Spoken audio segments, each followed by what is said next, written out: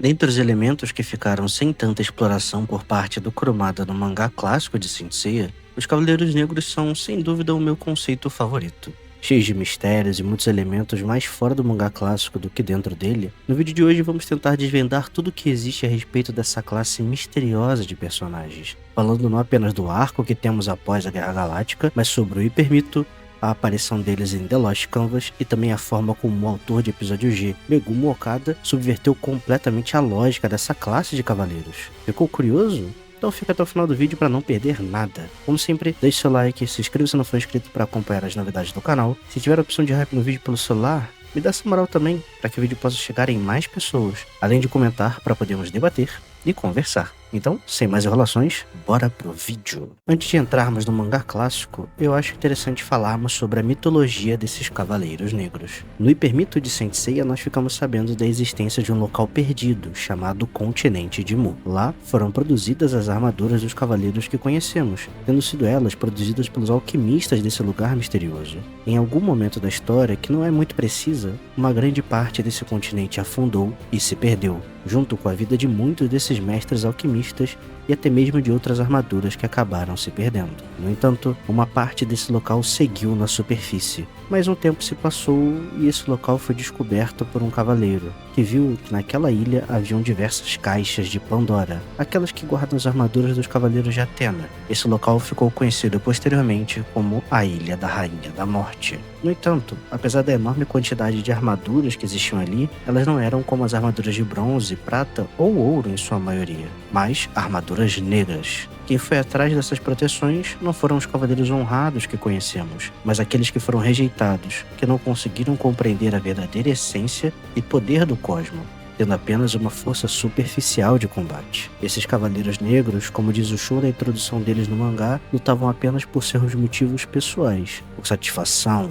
ego, nunca realmente usando o poder em nome da justiça, amor e paz na Terra. Athena, é claro, desaprovava essa atitude dos Cavaleiros Negros, e por isso resolveu puni-los, selando e isolando a Ilha da Rainha da Morte. E o selo que isolava esses guerreiros era protegido por um homem, um cavaleiro de grande poder e que usava uma máscara, sendo então aquele que lutaria contra qualquer Cavaleiro Negro que tentasse quebrar o selo e escapar dali. É isso então o que nos diz o Hypermito de Saint Seiya. Mas vamos ver agora como essa história consegue se encaixar no mangá clássico. Na história que conhecemos, Ikki foi mandado quando jovem para a Ilha da Rainha da Morte, para que conseguisse pegar a armadura de bronze de Fênix. Seu mestre era Guilty, e que agora, por conta do Hypermito, nós sabemos que era o guardião do selo desses Cavaleiros Negros. O Guilty é um personagem extremamente misterioso, sem uma origem definida e apenas com um nome que significa culpado quando traduzido para português, nós não sabemos ao certo do que ele pode ser culpado. Talvez esse seja o seu destino e o de sua linhagem por crimes no passado?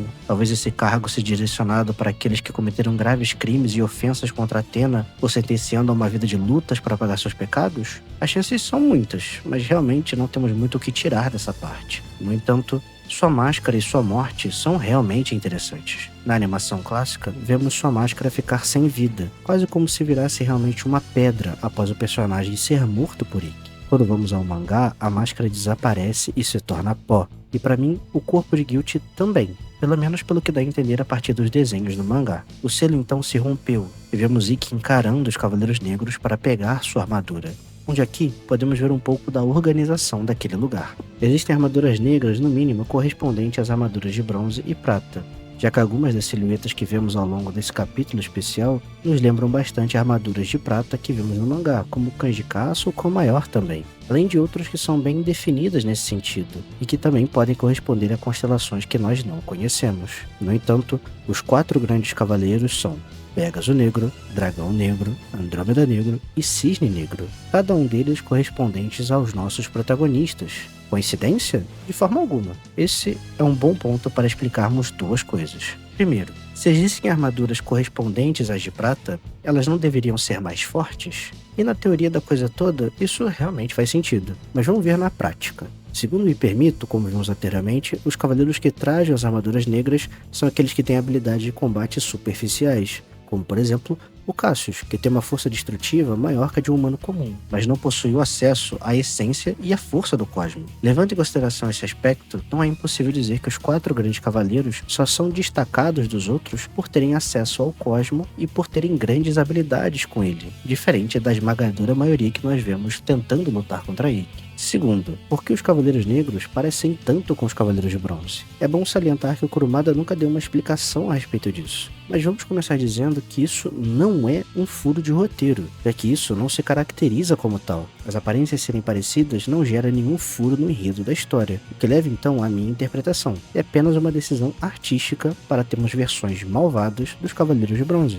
Sim, é simples desse jeitinho aí mesmo. Não tem nada de muito profundo por trás disso nesse caso. Mas eu também posso apontar que é no mínimo interessante que o Ikki se cerque de pessoas tão parecidas com seus irmãos que ele estava tentando matar. Talvez um desejo inconsciente de estar perto de sua família que estava nublado pelo ódio que sentia naquele momento. Mas isso é apenas uma extrapolação da coisa toda. E que nesse caso em específico, eu não creio que realmente era a intenção do mestre Kurumada. Voltando ao sentido de organização desses cavaleiros, pelo menos quando olhamos para o mangá clássico, não há qualquer sinal da existência de armaduras de ouro negras, o que pode significar que elas são tão únicas que não foram replicadas como outras e nem tiveram esses protótipos, ou simplesmente essa parte pode ter se perdido no desastre com o continente de Mu. Temos então armaduras de prata e bronze negros. Mas quem é o líder de toda essa galera? A resposta também é muito simples. O líder é quem for o mais forte. Antes de Ikki derrotar Guilt e buscar a armadura de Fênix, o líder dos Cavaleiros Negros era um homem chamado Jango. Curiosamente, Jango não tinha nenhuma armadura ou uma proteção diferente da que vemos em soldados rasos ou aspirantes, mas mesmo assim, ele tinha um cosmo e poder que superavam os dos outros Cavaleiros Negros. Inclusive, também não fica claro através do mangá clássico se as armaduras negras funcionam da mesma forma que as armaduras sagradas de Atena, mas acho dedutível dizer que não. Tanto que não exigem uma relação quase simbiótica de conexão entre cavaleiro e armadura, quanto também que não possuem o nível de consciência que armaduras como a de Pegasus em ND e Câncer no clássico mostraram abandonar seus cavaleiros por não estarem seguindo a justiça e a luta de Atena. Elas também não são armaduras mortas, que seriam pedaços de metal sem vida e inúteis, onde acho seguro categorizá-las como proteções com um certo nível de resistência, mas que não conferem nada a quem as utiliza. Uma última pontuação interessante sobre a liderança dos Cavaleiros Negros é que Ikki assume esse papel após derrotar Jango, e nunca vimos ele abandonar esse posto. Existe a chance, inclusive, desses Cavaleiros Negros que ainda o esperam teriam um tipo de papel no futuro arco que está se iniciando através do Sensei Eden. Mas essa é apenas uma possibilidade. O que vocês acham? Será que veremos Ikki mudando a natureza dos Cavaleiros Negros e os fazendo lutar por Atena? Coloque aqui nos comentários o que pensam sobre isso e sobre o que disse no vídeo até aqui. Considere também tornar-se membro do nosso canal e se juntar aos heróis e heroínas que integram o nosso santuário. Meu muito obrigado aos membros do canal. Deixe seu like se não deixou ainda, se inscreva se não for inscrito e manda esse vídeo para os amigos, para cada vez mais pessoas chegarem aqui para debatermos nosso amado Saint Seiya. Continuando, e agora já que destacamos os Cavaleiros Negros no Hypermito e no Clássico, falaremos sobre suas aparições em The Lost Canvas e episódio G Hacking. E não saiam daí, pois o que tem em episódio G vai explodir a cabeça de muitos.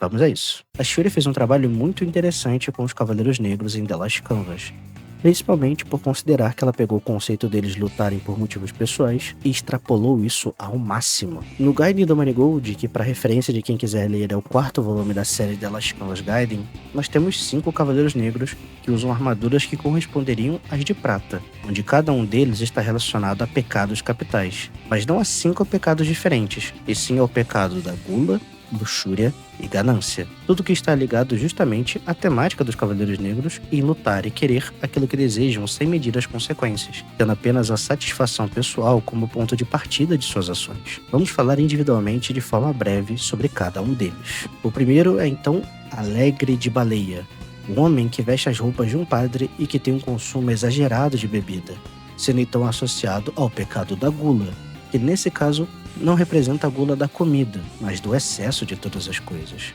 Depois, Uzi de Corvo Negro, uma pessoa obcecada pela sua própria beleza e por coisas belas de um modo geral, sendo um narcisista em todos os aspectos de sua personalidade. O pecado ao que ele está associado é o do orgulho. Após isso, Lemargos de Hércules Negro.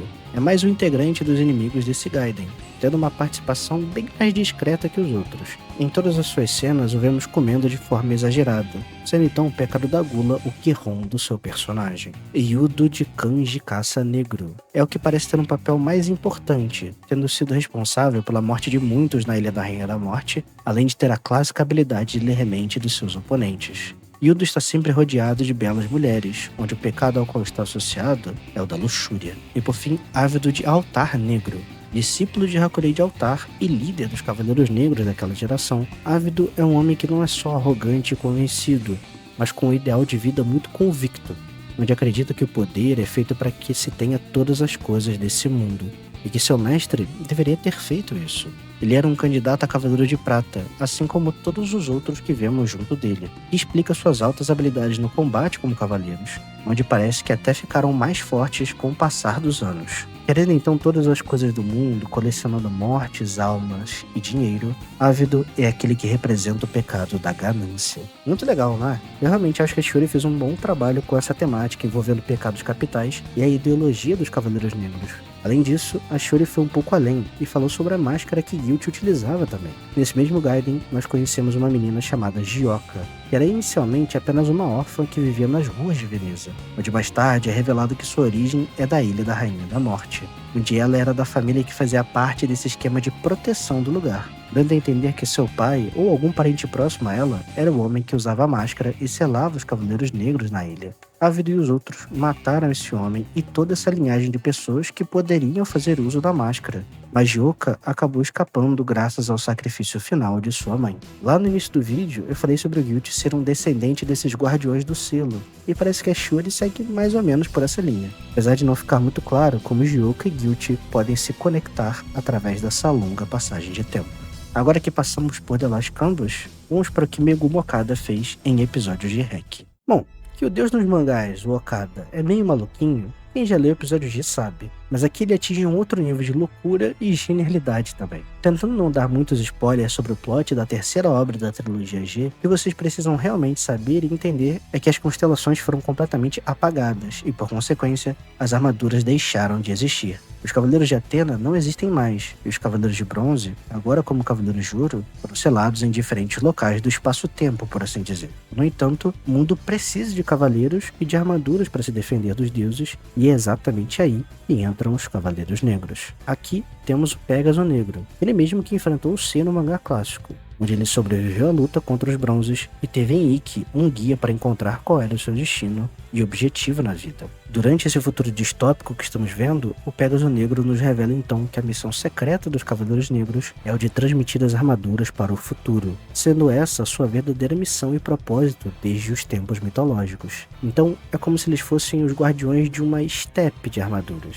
de uma última esperança, quando tudo estivesse perdido. É então que temos o Zodíaco Negro revelado, onde aqui o Okada nos mostra que existem armaduras de ouro negras, algo que até então parecia um tanto improvável. A chave para fazer com que essas armaduras ganhem um brilho dourado é a união do sangue de alguém, da mesma forma que para restaurar as armaduras, com também o poder da armadura de Fênix, como se fosse uma nova forja das armaduras de ouro que conhecemos. Aqui, a armadura de Fênix faz literalmente o papel de fogo dessa grande forja, permitindo que Ikki consiga voltar a ser o Cavaleiro de Leão, Shiryu o Cavaleiro de Libra e assim por diante. Isso muda basicamente toda a compreensão, ao menos dentro do universo estabelecido pelo Okada, sobre o que são os Cavaleiros Negros. Considerando eles a esperança do mundo, o último recurso que Atena tinha desde as eras mitológicas em caso de desastre, então o que podemos pensar não é que eles são homens gananciosos em princípio, mas que esses Cavaleiros Negros acabaram se corrompendo e se desviando de sua missão, que era nobre. É curioso também, pois aqui parece que o Okada se aproveitou de uma brecha, aberta pelo próprio Hypermito, já que lá existe uma pergunta sobre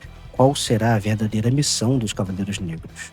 E bem, ele responde isso. Ainda sobre a análise a respeito do que isso agrega para essa classe, acho interessante pensar que pode ter existido uma revolta quanto a ficar nesse papel subalterno perante os outros cavaleiros. Eles eram apenas sombras, não teriam a mesma honra, glória ou lembrança das outras patentes.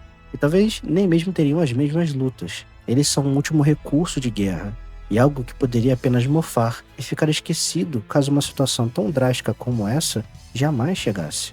Isso pode ter sido ponto de revolta para que passassem a usar seus poderes não em prol de algo que poderia jamais se realizar, mas finalmente para se satisfazerem pessoalmente. Particularmente eu acho isso bem maneiro. E é esse tipo de expansão em outros temas que sempre digo que os spin-offs podem trazer, nos enchendo de possibilidades ao invés de serem as coisas chatas e sem validade que muitos pensam que são. Mas enfim, esse é um assunto para um outro momento. Antes de encerrar o vídeo, eu queria fazer uma breve pontuação sobre o Guilty in Time Odyssey. Escolhi não tratar sobre ele realmente ao longo do vídeo, por entender que o Jerome vai por um caminho distinto em relação ao Kurumada e aos outros autores de mangá. A máscara é apenas um acessório qualquer. Guilty era um cavaleiro chamado de Jorge de Fornalha, e toda em sua história acaba sendo meio esvaziada, mas fica de registro para ninguém falar que eu não citei. Então, meu povo, por esse vídeo foi isso. Espero que tenham gostado, que tenham passado bem o Natal e que tenham um próspero ano novo. Esse é o meu último vídeo gravado em 2025. E apesar de não ser o último postado esse ano, eu queria agradecer a todos pela companhia,